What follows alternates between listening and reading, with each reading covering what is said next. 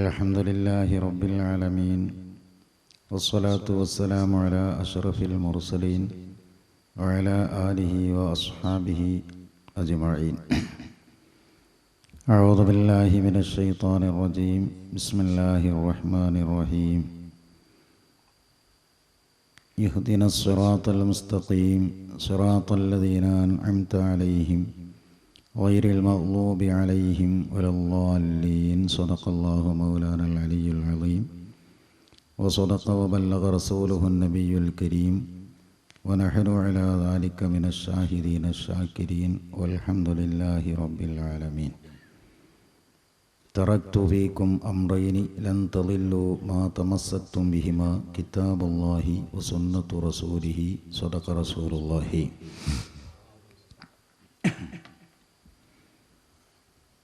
يا ربي بالمصطفى بلغ مقاصدنا واغفر لنا ما مضى يا واسع الكرم. إن لم تكن في معادي آخذا بيدي فضلا وإلا فقل يا زلة القدم. പരിശുദ്ധരായ അമ്പിയാക്കൾ, ഔലിയാക്കൾ, സ്വാലിഹ്യങ്ങളുടെ ഹക്ക് ജാഹ് ബറക്കത്ത് കൊണ്ട് മഹത്തായ മജ്‌ലിസിൽ ഒരുമിച്ച് കൂടിയ നമ്മുടെയും മാതാപിതാക്കൾ, ഉസ്താദുമാർ, സ്നേഹിതന്മാർ, ബന്ധപ്പെട്ട സർവരുടെയും ദോഷങ്ങൾ അല്ലാഹു വിട്ടുപുറത്ത് മാഫാക്കി തരുമാറാവട്ടെ.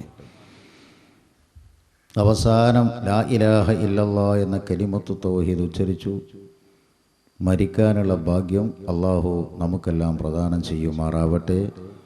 നമ്മുടെ ഹയാത്തും നമ്മുടെ മൗത്തും അല്ലാഹുവിൻ്റെ പൊരുത്തത്തിലാക്കുമാറാവട്ടെ. ആമീൻ യാ റബ്ബൽ ആലമീൻ.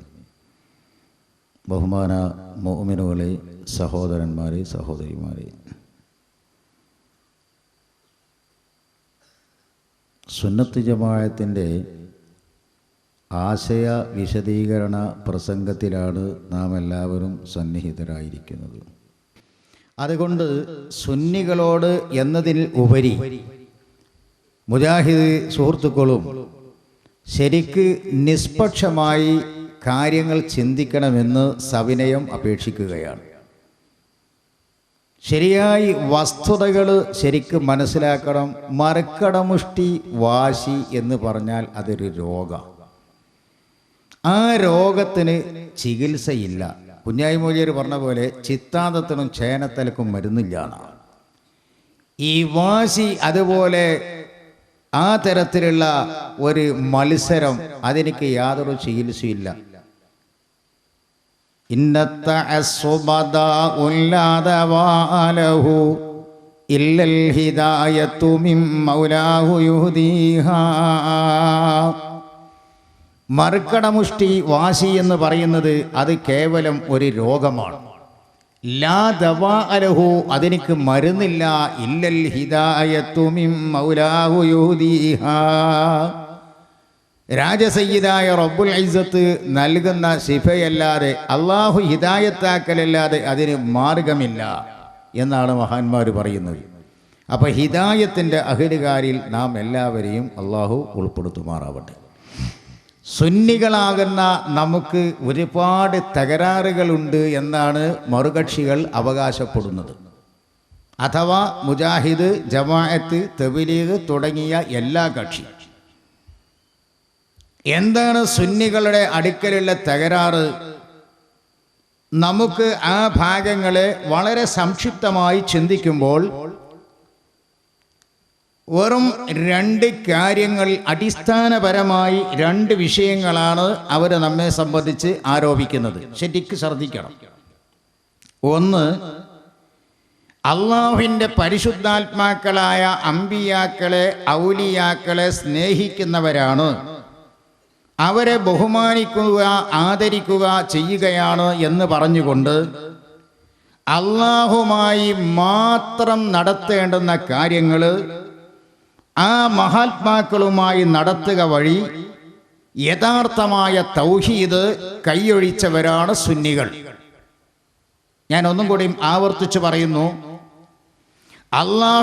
അള്ളാഹുവിൻ്റെ മഹാത്മാക്കളായ അമ്പിയാക്കൾ, ഔലിയാക്കൾ തുടങ്ങിയുള്ളവരെ ഞങ്ങൾ സ്നേഹിക്കുന്നു, ആദരിക്കുന്നു, ബഹുമാനിക്കുന്നു എന്ന പേരും പറഞ്ഞ് അള്ളാഹുമായി മാത്രം നടത്തേണ്ടുന്ന കാര്യങ്ങൾ ആ മഹാത്മാക്കളുമായി നടത്തുക വഴി യഥാർത്ഥമായ തൗഹീദ് കൈയൊഴിച്ചവരാണ് സുന്നികൾ.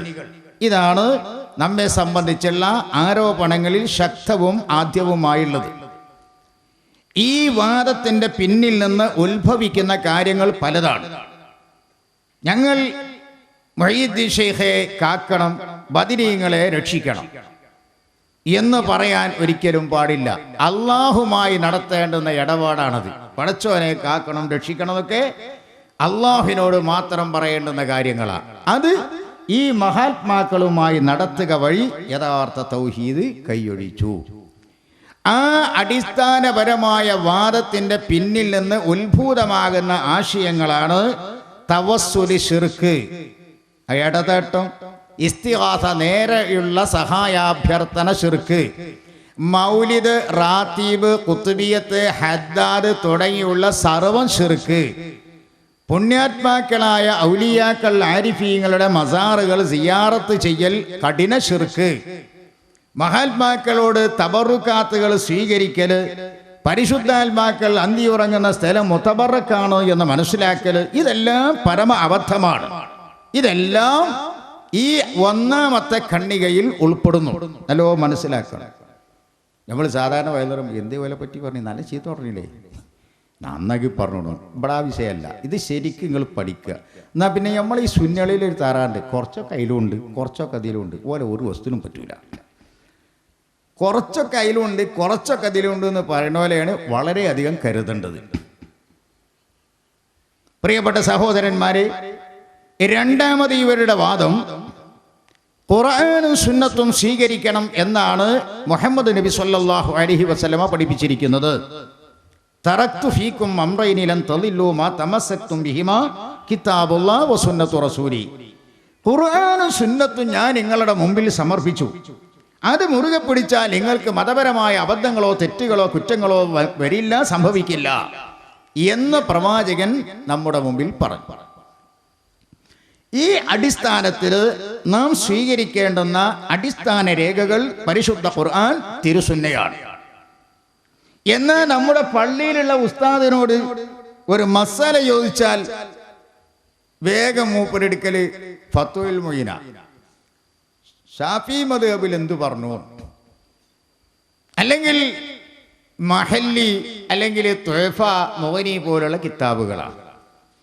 അള്ളാന്റെ റസൂല് പറഞ്ഞോ ഫത്വൽ മുഈക്ക് നോക്കിക്കോന്ന്, അല്ലെങ്കിൽ മഹല്ലി നോക്കിയിട്ട് വിരി പറഞ്ഞോ എന്ന് അള്ളാന്റെ റസൂല് പറഞ്ഞോ? ഇല്ല. അള്ളാന്റെ റസൂൽ ഇവിടെ പഠിപ്പിച്ചത് ഖുർആൻ മുറുകെ പിടിച്ചോ, ഹദീസ് പിടിച്ചോന്നാ. അതിൻ്റെ അപ്പുറം വർത്താനല്ല. അപ്പോൾ ഏതെങ്കിലും ഒരു മുസ്ലിയാക്കന്മാർ ഇന്ന് ഹദീസ് കൊണ്ടോ ഖുർആൻ കൊണ്ടോ ആണോ നിങ്ങൾക്ക് ഈ മസല പറഞ്ഞിരുന്നത്?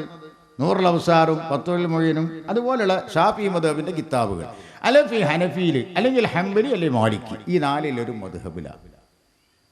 നബി സല്ലല്ലാഹു അലൈഹി വസല്ലം ഏത് മദ്ഹബുകാരനാണ് സുഹൃത്തെ?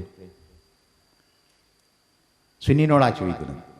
നബി ഏത് മദ്ഹബുകാരനാ? ഷാഫിയാണോ, ഹനഫിയാണോ, ഹംബലിയാണോ, മാലിക്കിയാണോ? അബൂബക്കർ സിദ്ദീഖ് റളിയല്ലാഹു അൻഹു ഏത് മദ്ഹബുകാരനാ? ഷാഫിയോ, ഹനഫിയോ, ഹംബലിയോ, മാലിക്കിയോ?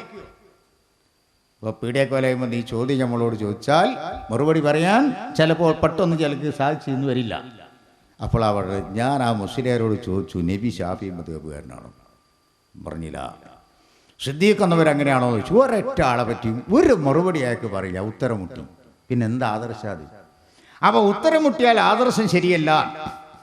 മുമ്പൊരാൾ ചോദിച്ചു അള്ള മുസ്ലിമാണോ? ആ ചോദ്യകർത്താവിന് മറുപടി കിട്ടിയിട്ടില്ല അത്രേ. അപ്പൊ ഞാൻ ചോദിച്ചു, ഉത്തരം മുട്ടി എന്ന് പറഞ്ഞ ന്യായം ശരിയല്ല. അതുകൊണ്ട് ഈ